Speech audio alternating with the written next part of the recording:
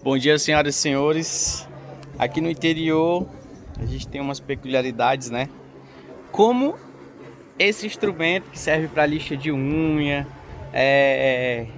lixar castanha, ele me explicou ali, mas eu não entendi muito bem. Agora, se vocês souberem o que é isso, olha só, olha, isso aqui é língua de pirarucu. É, caramba, é muito interessante, ó. Olha só, para as mulheres. Isso aqui é mais que um quebra-galho. Isso aqui é a exuberância das unhas das mulheres.